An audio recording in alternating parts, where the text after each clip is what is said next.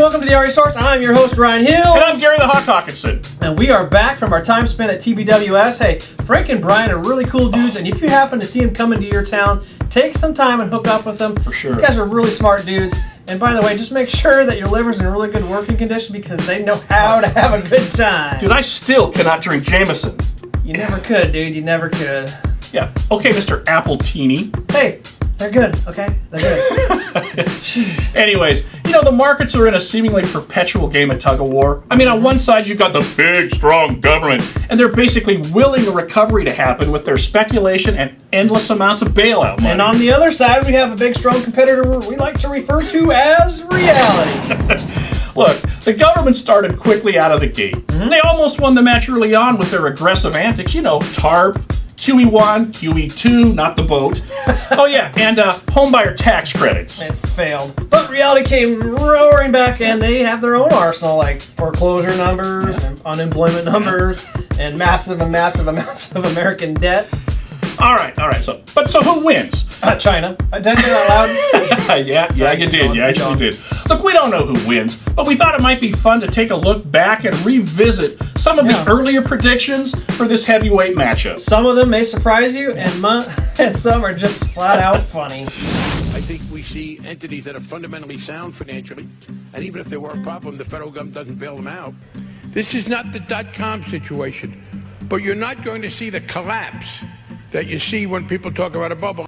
Fundamentally, I don't think there is a crisis. I don't think that Fannie and Freddie are financially insolvent. I don't think they need large bailouts. Why do you think that a recession is coming? Just how bad is it going to be? I think it's going to be pretty bad, and whether it starts in 07 or 08, I think is immaterial, and I also think it's going to last not just for quarters, but for years. See, the basic problem with the U.S. economy is we have too much consumption and borrowing and not enough production and savings. And what's going to happen is the American consumer is basically going to stop consuming and start rebuilding his savings, especially when he sees his home equity evaporate. That's swell, but you still went out in July and said everything was great, and off that, a lot of people bought stock and lost everything they had. Oh, no. And yes, I said it wasn't a good investment. Please don't give me any of that. We just heard the words. What are you? You didn't say that? You want me to play it again for you? You didn't listen to it. No, I listened to every word you said, and I have the transcript right here. I said it wasn't a good investment. Yeah, and you said going forward, we're going to be swell. From August 7th to August 8th. Don't look. Stop the BS here. Stop the crap. Lisa? No, I don't believe any of it whatsoever, Michelle. Excuse me, but you know what he's saying is that savings is way down in this country, but wealth has risen dramatically. The United States economy has never been better shape. There is no tax increase coming in the next couple of years. Monetary policy is spectacular. We have freer trade than ever before. And not only that, but there are no incomes policies things here. I think Peter's just totally off base, and I don't think it's going to be, I mean, I just don't know where he's getting his stuff. Well, one of us is off base, but it's definitely not me. I mean, it's not wealth that's increased in the last few years. We haven't increased our productive capacity. All that's increased is the paper values of our stocks and real estate. Democratic Congressman Barney Frank. Fannie Mae and Freddie Mac are not in a crisis. In fact, Frank said the federal government should be encouraging Fannie and Freddie to do more to get low-income families into homes. And he believed too many people had a sky-is-falling mentality. The more people, in my judgment, exaggerate a threat of safety and soundness, the more people conjure up the possibility of serious financial losses to the Treasury, which I do not see. I think we see entities that are fundamentally sound financially. And look, we had a degree of meltdown in the housing field that nobody or very few people foresaw. Do you think in the end we're going to still need a Fannie and Freddie? Oh, absolutely not. I think they should be abolished. But that's not real wealth, no more than the NASDAQ was wealth. When you see the stock market come down and the real estate bubble burst, all that phony wealth is going to evaporate. And all that's going to be left is all the debt that we accumulated to foreigners. Peter, I'm going to take a bet with you on this one. I'll bet you a penny on this one that if you'll sign a letter saying that if you're wrong, you'll sign a letter that you were wrong to me in this, but you're just way off base. There is nothing out there that tells us we're going to have a nice slowdown, but it's not going to be a All right, let me crash. ask you this. I'll A bet lot you of a lot folks more out than a there penny. point. Big question. Will homes be worth more or less in 2007? Tom, what do you think?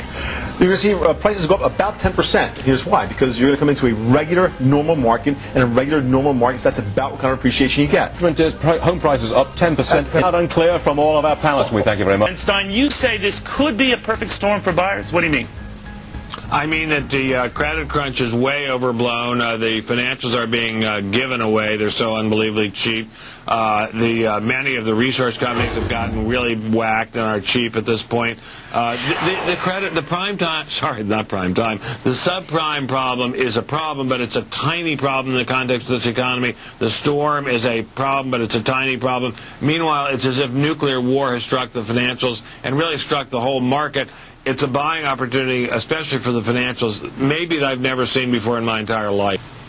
I think volatility is going to be here until we can look at the books of major financials, so that means until the next round of earnings, but I think the worst is over. Ben? Well, I think stocks will be a heck of a lot higher a year from now than they are now. Tracy? Yeah, but we have more volatility to go, at least through September. The big banks, the central banks, still have plenty of big guns to fire. They'll fire them when necessary. The worst is over. All right, Charles, the crystal ball. Well, if it's between boom and bust, I'll go with boom. I know the first half of the year is going to be tough. There's no doubt about it. But I think by the second half of the year, all these interest rate cuts will work their way through the system. Obviously, I think the housing market will be a lot better than it's been in 2007. The auto market, jobs, unemployment about 4.7%. And I think, Peter, inflation is going to be held in check. What do you like, Charles? Washington Mutual, and I'll add the caveat up front. This is a high-risk play. 2007 is a lot of these artificially low ARM payments are going to be reset upward. You're going to start to see both the government and the lenders reimposing lending standards and tightening up on credit. And you're going to see a lot of the speculative buyers turn into sellers. And these sky-high real estate prices are going to come crashing back down to earth.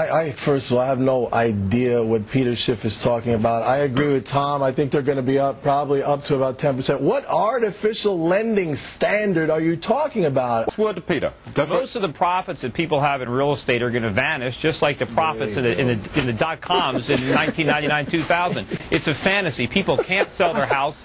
The inventories are exploding all over the country. Houses are on the market for 6 months a year. There's no bidders. The prices are going to fall through the floor. You guys are deluding yourselves. We heard it loud and clear from all of our panelists. We thank you.